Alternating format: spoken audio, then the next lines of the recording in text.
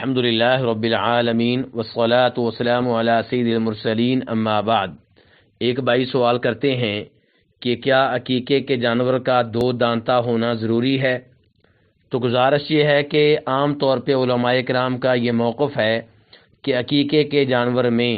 انہی شرائط کا اعتبار ہوگا جن شرائط کا اعتبار اس جانور میں ہوتا ہے جو قربانی کے لیے ہو۔ تو قربانی کے جانور کے لیے جیسے اس کی عمر کی طرف دیکھنا ضروری ہے، اس کا عیوب سے پاک ہونا ضروری ہے، ایسے ہی عقیقے کے جانور کا عیوب سے پاک ہونا ضروری ہے، اور اس کی عمر کی طرف بھی ایسے ہی دیکھا جائے گا جیسے قربانی کے جانور کی طرف دیکھا جائے گا۔ لیکن صحیح بات یہ ہے کہ اس بارے میں ہمیں نبی صلی اللہ علیہ وسلم سے کوئی تعلیمات نہیں ملیں۔ آپ صلی اللہ علیہ وسلم نے جب عقیقے کا حکم دیا تو آپ نے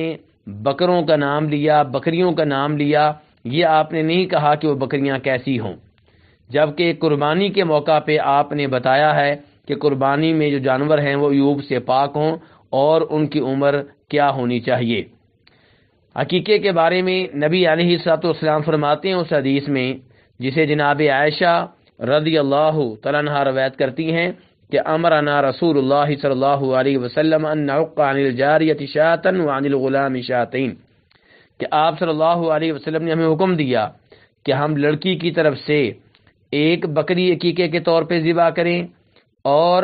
لڑکے کی طرف سے دو بکریاں عقیقہ کے طور پہ ذبح کریں۔ اس حدیث کو امام ترمذی اور ابن ماجہ وغیرہ نے روایت کیا ہے، اور شیخ البانی رحمہ اللہ نے اسے صحیح قرار دیا ہے۔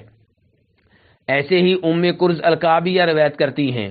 کہ انہوں نے نبی علیہ الصلوۃ والسلام سے عقیقہ کے بارے میں سوال کیا تو آپ نے فرمایا تھا عن الغلام شاتان، لڑکے کی طرف سے دو بکریاں ذبح کی جائیں، وعن الانثى واحدہ، اور لڑکی کی طرف سے ایک بکری ذبح کی جائے۔